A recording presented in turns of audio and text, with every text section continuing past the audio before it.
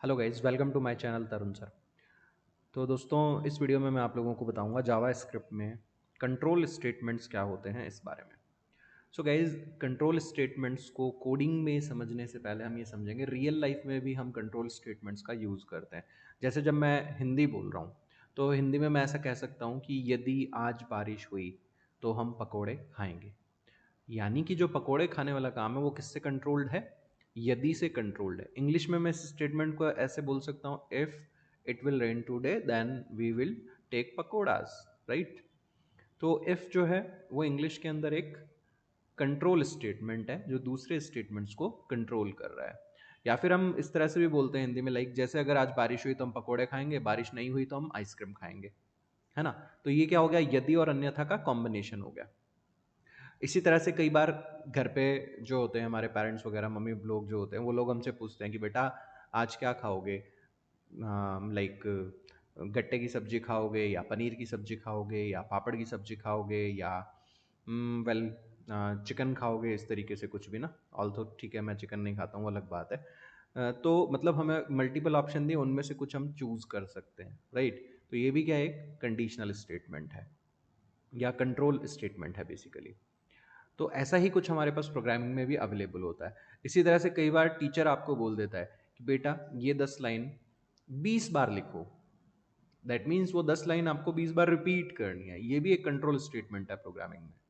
या जैसे आपने सोच लिया ये बात कि मैं तब तक पढ़ाई करता रहूँगा जब तक मेरी करंट परसेंटेज 95 नहीं हो जाती है।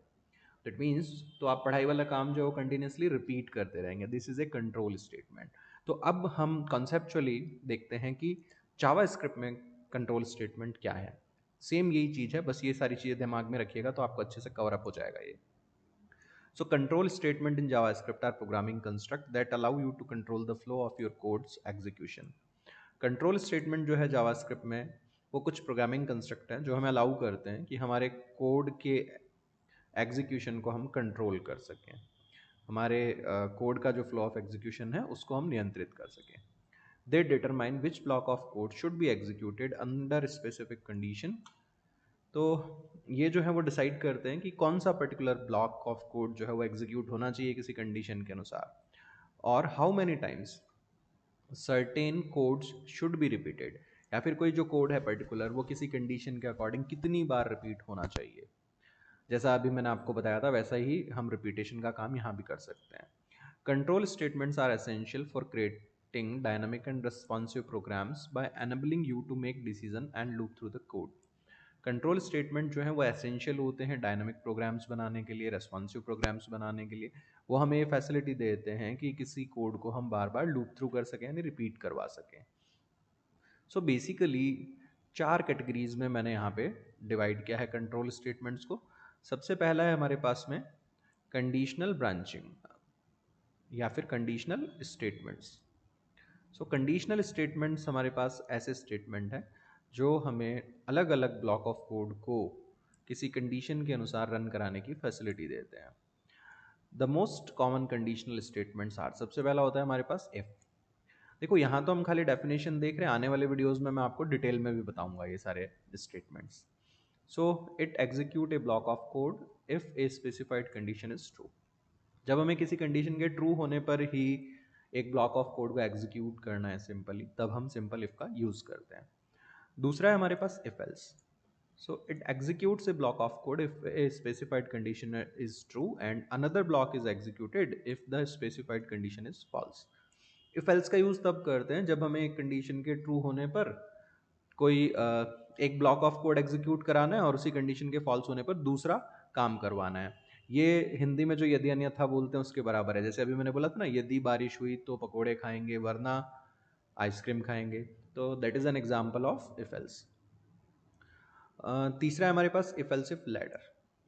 So it is used when we need to execute a set of statements from among multiple set of statements according to multiple condition। जब हमारे पास बहुत सारी अलग अलग कंडीशन हो और बहुत सारे अलग अलग ऑप्शंस अवेलेबल हो, उनमें से सर्टेन कंडीशन के ट्रू फॉल्स के कॉम्बिनेशन पर कुछ काम करना हो, तो हम इफ एल्स इफ लैडर का यूज़ करते हैं।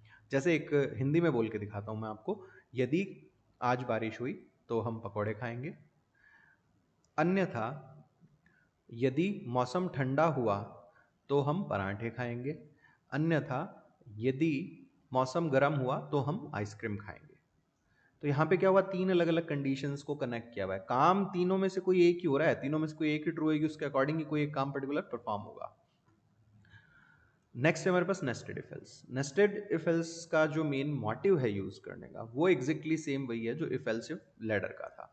तो ये इफ एल्स इफ लैडर की तरह ही होता है, लेकिन इसका सिंटैक्स अलग है। क्या सिंटैक्स है वो जब नेस्टेड इफ एल्स का मैं वीडियो पे आऊंगा तब आप लोगों को बताऊंगा। इसके बाद आते हैं हमारे पास सिलेक्शन स्टेटमेंट्स।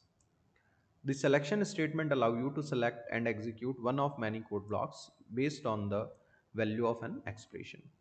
तो जो सिलेक्शन स्टेटमेंट है वो हमें मल्टीपल ऑप्शंस में से कोई एक चूज करने की फैसिलिटी देते हैं। जैसे रेस्टोरेंट वगैरह में जाते हैं, है ना, लाइक, और हमारे पास कई बार बहुत सारे ऑप्शन होते हैं चूज करने का, उनमें से कोई पर्टिकुलर एक ऑप्शन अगर हम चूज करें, that is selection statement.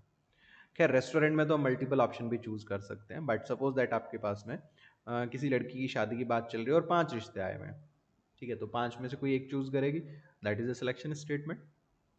So we have only a single select statement called as switch case default. JavaScript में हमारे पास एक ही सिलेक्शन स्टेटमेंट है, that is switch case default. Almost बाकी जो प्रोग्रामिंग लैंग्वेजेस है like C, C plus plus, Java, वहां पे भी यही एग्जिस्ट कर रहा था। थर्ड जो हमारे पास कैटेगरी है that is looping statement. Looping statements को हम इटरेशन भी कहते हैं। So looping statements allow you to execute a block of code repeatedly. Looping statement हमें अलाउ करते हैं कि हम किसी स्टेटमेंट को बार बार रिपीट करवा सकते हैं, या फिर ब्लॉक ऑफ कोड को हम बार बार रिपीट री एग्जीक्यूट करा सकते हैं। लिखेंगे एक बार बार रन होगा किसी कंडीशन के according. They are use when you need to perform a specific action multiple times. Generally इसको हम तब यूज करते हैं जब कोई एक्शन हमें मल्टीपल टाइम रिपीट करने होते हैं। तीन मेन लूपिंग स्टेटमेंट है हमारे पास में, four, while and do while. Four की हमारे पास दो फॉर्म्स भी हैं, और four in and four of, वो भी हम आने वाले वीडियोस में देखेंगे। मेजरली हमारे पास तीन ही कंस्ट्रक्ट है ये। So four executes A block of code a specific number of time based on a condition. Four जो हमारा लूपिंग स्टेटमेंट है या इटरेशन स्टेटमेंट है, ये एक ब्लॉक ऑफ कोड को या तो specific number of time repeat करता है किसी, या फिर किसी कंडीशन के अनुसार रिपीट करता है। वाइल लूप जो है, it execute a block of code as long as a specified condition is true. ये स्टेटमेंट्स को एग्जीक्यूट करता है जब तक एक दी गई कंडीशन ट्रू रहती है। डू वाइल जो है, it is similar to while but the block of code is executed at least once before the condition is checked. So guys, do while जो है वो वाइल की तरह ही है, एक तरह से वाइल का बड़ा भाई है ये। बट ये ना कंडीशन को चेक करने से पहले स्टेटमेंट्स को रन कर देता है। तो डू वाइल हमें गारंटी देता है कि इसके स्टेटमेंट एटलीस्ट एक बार रन होंगे, मिनिमम एक बार। फोर वाइल ऐसी गारंटी हमें नहीं देती, वो सिर्फ ये कहते हैं कि मैं रिपीट करूंगा, जब तक कंडीशन ट्रू रहेगी तब तक रिपीट करूंगा। ओके, डिटेल में देखेंगे हम, ऑब्वियस सी बात है, इन पे वीडियो डालूंगा मैं specific para four while do while पे, फिर उसके बाद हम इनके प्रोग्राम्स भी, यूजेस भी देखने वाले हैं, काफ़ी सारे एग्जाम्पल्स अलग अलग वीडियोज़ में। फोर्थ हमारे पास कैटेगरी है that is jump statements. So jump statement, jump का मतलब क्या होता है, कूदना, है ना। जैसे हम बचपन में गेम खेला करते थे एक पैलदूज, पता नहीं आप लोगों ने खेला है या नहीं खेला है, तो उसमें हम जंप करते थे, एक पत्थर का टुकड़ा लेके फेंकते थे और कुछ कुछ ड्रॉ करते थे, फिर जंप करते थे एक टांग पे। तो वैसे ही जंप स्टेटमेंट है। जंप स्टेटमेंट क्या करते हैं, हमारे प्रोग्राम में जो एग्जीक्यूशन का कंट्रोल चल रहा है, जैसे लाइन नंबर 3 एग्जीक्यूट हो रहा है, इन सर्टेन सिचुएशन हमें चौथी और पांचवी को स्किप करवाना है, तो उस सिनेरियो में हम लोग जंप स्टेटमेंट्स का यूज करते हैं। So jump statement are use to alter the normal flow of execution by transferring control to a different part of the code. Jump statement की हेल्प से जो हमारा नॉर्मल फ्लो ऑफ एग्जीक्यूशन है उसको हम डाइवर्ट कर देते हैं। The primary jump statement in JavaScript are commonly used. जो जंप स्टेटमेंट है, फर्स्ट वन इज ब्रेक। ये जनरली लूप्स को, स्विच को, लेबल स्टेटमेंट्स को ब्रेक करने के लिए यूज में आता है। Second one is continue. ये करंट इटरेशन को स्किप करता है लूप में और नेक्स्ट इटरेशन पे लेके जाता है। And third one is return. ये एग्जिट कर देता है करंट फंक्शन से और साथ में वैल्यू भी रिटर्न करने का काम करता है। तो सिर्फ एग्जिट के लिए भी रिटर्न यूज कर सकते हैं हम फंक्शंस में, और वैल्यू रिटर्न करने के लिए भी हम लोग यूज कर सकते हैं रिटर्न स्टेटमेंट को। सो गाइज, ये था हमारे पास में कंट्रोल स्टेटमेंट का बेसिक इंट्रोडक्शन। नेक्स्ट वीडियो में मैं आप लोगों के लिए लेकर के आ रहा हूँ if statement. Thanks for watching this video guys. अगर वीडियो अच्छा लगा तो like, comment, share and subscribe जरूर करें। Thank you guys.